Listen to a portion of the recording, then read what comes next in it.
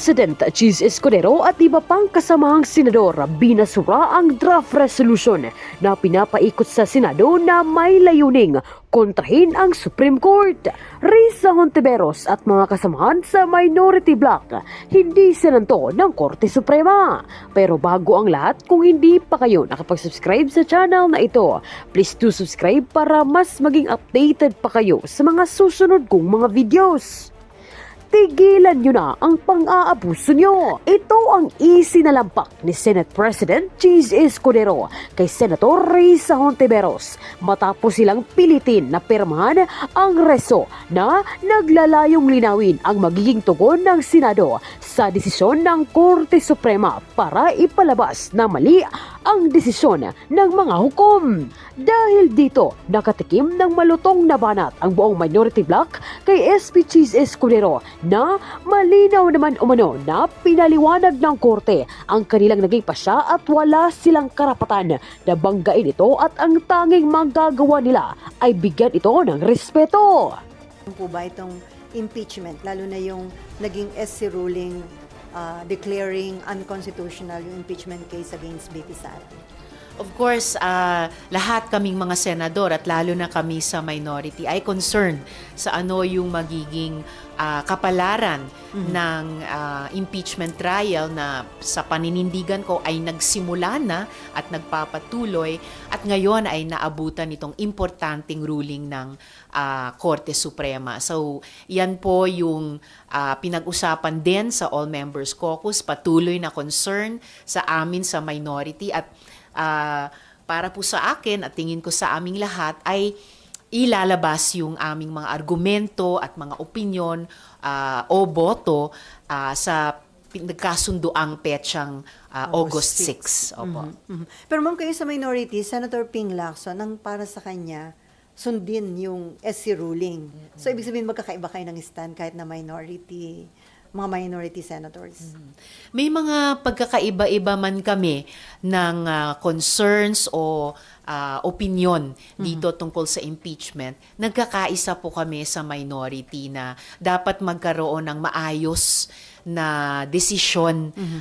Hindi lang kami sa minority, ang buong Senado kung papaano talaga namin ititreat itong buong impeachment trial at given din yung importanteng desisyon ng Korte Suprema. At the same time, yung ibang mga importanteng prinsipyong nasa konstitusyon, kaugnay ng obligasyon ng Senado, obligasyon din ng House pagdating sa impeachment at yung karapatan ng ating mga mamamayan na magkaroon ng buong impormasyon at matugunan ang entitlement nila sa accountability naming mga public officials. Before ma'am, hopeful pa rin kayo na magkakaroon ng trial considering na unanimous yung en banc ng Supreme Court nung bumoto sa ruling na nagdideklarang unconstitutional yung impeachment case? I'm always hopeful, lalo na sa ganitong mga pinakaimportanteng mga proseso na iniaatas sa Senado na may partikular na obligasyon. So, ilalabas ko rin yon, mga argumento, opinyon, pati boto, kaugnay ng pag-asang iyon sa August 6. Okay, Mav, and then si RG. Hello.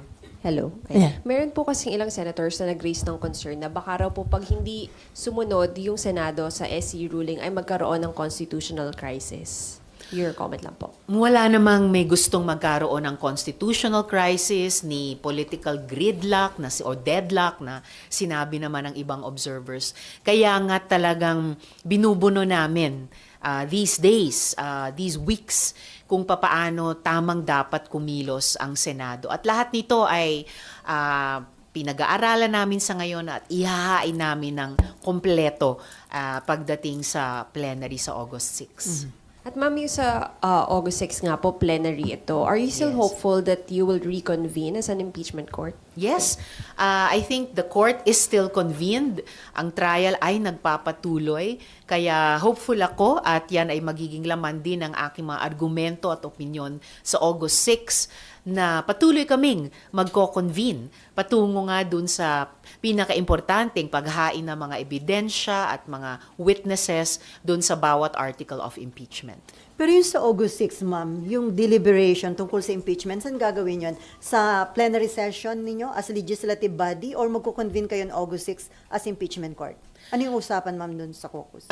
Apparently, tatalakay na kami ng mga issue ito bilang Senado muna, bilang legislative body.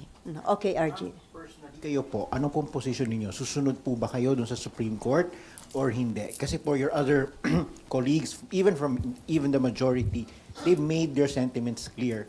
May mga nagsabi na kung sino yung pabor sa pagsunod at hindi. Lagi kong nirerespeto din ang Korte Suprema tulad ng inaasahan kong mutual respect nila sa iba pang mga branches of government. Kasama na ang legislature kung saan nakapabilang ang Senado. Kaya ang disposition ko, at naririnig ko yun sa iba pang mga colleagues ko, ay maghanap ng pagbabalanse o harmonization, no, sa pagitan ng pagrespeto sa Korte Suprema, pagtaguyod sa mga responsibilidad namin bilang Senado at pagtupad sa aming mga obligasyon sa ating mga mamamayan na nag-e-expect at tamang nag-e-expect sa amin ng pagtaguyod din sa accountability ng mga public officials. Ma'am, I remember your statement when the ruling came out. And parang, I would like to clarify, do I take it to understand na parang you feel na talagang humirap ang impeachment because of the may mga nilagay silang requirements eh. Additional requirements. Actually, yung requirements o additional requirements na iyon para makapagsimula ng isang impeachment process ay isa sa ilang mga seryosong tanong pa rin, seryosong concerns na meron ako at naririnig ko rin sa ibang mga colleagues ko sa recent development na ito ng desisyon ng Korte Suprema na habang dumadaan yung mga araw ay sinasabi na rin ng ibang mga constitutionalists at legal experts at palalim ng palalim yung mga concerns na ipinapahayag nila papunta na sa konstitusyon, papunta na sa mismong demokrasya natin. So in a sense, humihirap o bumibigat yung aming responsibilidad sa ngayon na klaruhin itong mga lumalabas na concerns tungkol sa impeachment process per se para magabayan kami sa kasalukuyang impeachment at yung implikasyon din ito sa mga posibleng susunod pang mga impeachment process sa mga susunod na maraming taon pa. Balikan ko na yung Senate Joint Resolution number 1 po ninyo. Napasama po si Senator Kiko at Senator Bam. Nagulat nga kami doon. Is that something that sasama pa rin po ba sila in future resolutions of the minority? Is this the start of a trend na pagka may certain issues, baka sumama sila sa inyo? Hindi ko naman masabing trend ito na nagsisimula ng pagsama on a case-to-case basis. Pero masaya ako na bukod sa aming united minority, meron pang mga colleagues kahit mula sa majority na pumirma din. And I hope, malay natin, may mga madadagdag pa sa mga susunod na panahon. Anyway, ma'am, may mga nagsasabi na kung yung Senate noong February, inaksyon na agad yung impeachment. Tapos na sana yung impeachment trial kay BP Sara. Pero according naman kay SP Cheese, parang vindicated na naging maingat nga yung Senate. Dahil paano kung tinapos nyo yung trial, kinonvict nyo si BP Sara, and then ganito yung naging ruling ng Korte Suprema. So ano daw yung magiging sitwasyon ngayon ng Senate?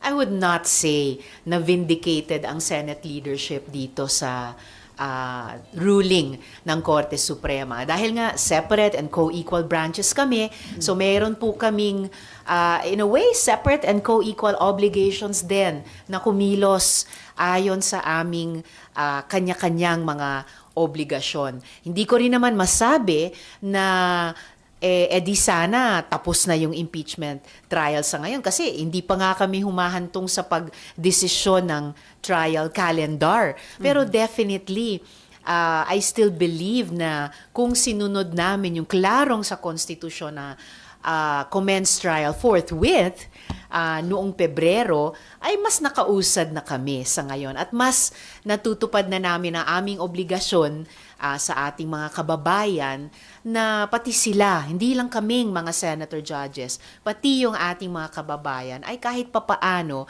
nagsisimula ng malaman ano ba yung mga ebidensya at witnesses sa mga articles of impeachment by now. Anyway, okay, about impeachment. Amor. Okay. Yes po. Apo. Sen, nung Tuesday daw po kasi meron ng plano na tumayo mag-motion to dismiss yung impeachment complaint dahil nga dun sa Supreme Court ruling. So pag nangyari po ulit yan sa August 6, ano po yung magiging action po ninyo?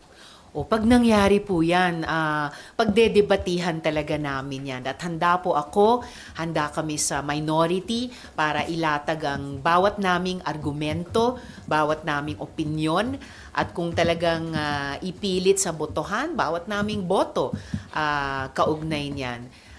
Personally, hanggang ngayon premature kung maghahain ng o pagbobotohan ang motion to dismiss. Kasi anong i-dismiss namin kung hindi pa isang pirasong ebidensya o isang warm body na witness ay di narinig pa naming mga senator judges. Safe to say kayo po personally, sabi nyo nga po premature, so you will vote against it if it is raised on the floor on August 6? So it's safe to say that, pero ayoko namang i-preempt kung talagang gagawin na nila sa August 6 or not. Basta't yan ang napagkasunduan naming petsa at yan din ang pinaghahandaan naming maigi bawat isa sa amin. Okay, Ma'am, additional about impeachment. Ma'am, naglabas lang po kayo ng joint statement with Sen Kiko and Sen Bam about your feelings on the ruling of the SC. May plano po ba kayo na gumawa ng isa pang joint resolution dito to express the sense of the Senate? Mayroong draft resolution, hindi joint resolution, pero resolution na tinatrabaho ng ilang mga senador. Kasama po ako. Yes. Ano yung lalaman yun? Well, yung laman nun ay may ilang highlights na naisama dun sa statement na i-release. And I believe makakasama po yun sa maraming argumento, opinion at eventually kung ipipili talaga boto pagdating sa August 6. Basta't yan yung, kumbaga, D-Day na pinupuntahan naming lahat dahil yan ang napagkasunduan ng buong Senado. Ma'am, yung reso, ano po yung hinihiling niya? Ano yung prayer niya? It's more of, draft pa rin siya sa ngayon pero nagsasite po siya ng mga references sa ilang mga dating justices. Opo, na nagbibigay ng payo kung paano, ilang mga gabay kung paano pwedeng mag-move forward. So, magbe-benefit po kami dyan kahit sa parating na debate sa August 6. Ma'am, ilan kayong mga senator? Hindi ko, kasi may ibang senador na nangunguna sa pag-draft niyan, so hindi ko alam kung ilan na ang pumirma dyan o ilan yung final number na magpipirma. Headed by Senator Kiko Pangilinan, ma'am? Pwede niyo po siyang tanungin dyan, yes. Okay. How about in filing an MR? Would you want to be part of any move to file, or are you going to spearhead filing an MR dun sa ruling ng court? Well, regarding a motion for reconsideration, ang nabalitaan ko ay yung House ang nag-anunsyo na sila'y magfa-file ng motion for reconsideration. Alam po natin na meron silang 15 araw mula nung lumabas yung ruling ng Korte Suprema para ito ay gawin. And I hope na pagdating ng aming debate dito sa Senado sa August 6 ay makakapag-refer na kami sa kung anong magiging laman, sa kung anong MR ang maaari nilang i-file within this period. Kung kami sa Senado ay maghahain din ng MR, in principle, isang possibility o option din yan. Pero wala pang pag-uusap o matibay na pag-uusap tungkol dyan. Pero ma'am, yung dinadraft na resolution, sa tingin niyo pwede yung makatulong sa House sa kanilang ifa-file na MR, yung laman nun?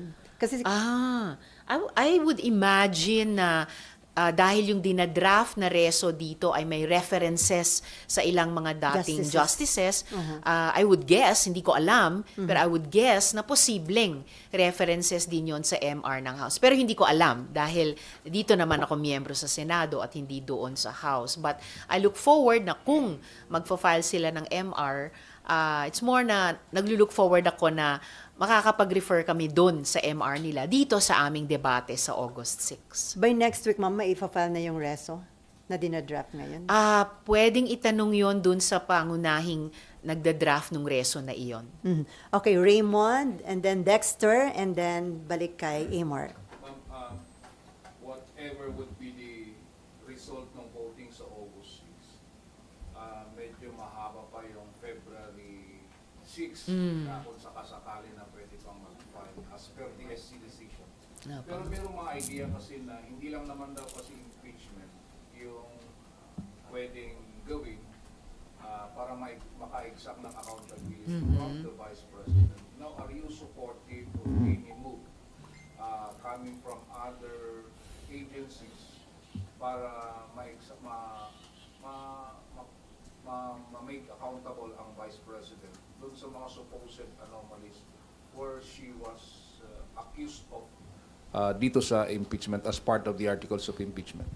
Bukas naman sa kahit sinong government agency o institution at lalo karapatan ng mamamayan na pwedeng singilin kahit sino sa aming nagtatrabaho sa gobyerno, sa aming accountability habang hinahawakan namin yung public office. Of course, inaasahan ko pa rin at ipaglalaban namin na ituloy yung impeachment process bilang siguro ito na yung isa sa pinakamataas at mahalagang proseso ng pagsingil ng public accountability. Hindi ko pa kino-concede na matutuloy na talaga yung botohan dyan sa August 6 dahil magdedebate pa kami. Pero kung anuman ang mangyari at hindi mangyari sa August 6, kung ang susunod na timeline o horizon na titignan ng mga advocates ng public accountability ay February 6, hindi naman po nauubos yung fighting spirit at yung energy ng mga advocates of public accountability. So, anumang front yan ng pagsingil ng accountability na iyan, umaasa ako na laging magiging handa at laan ang lahat.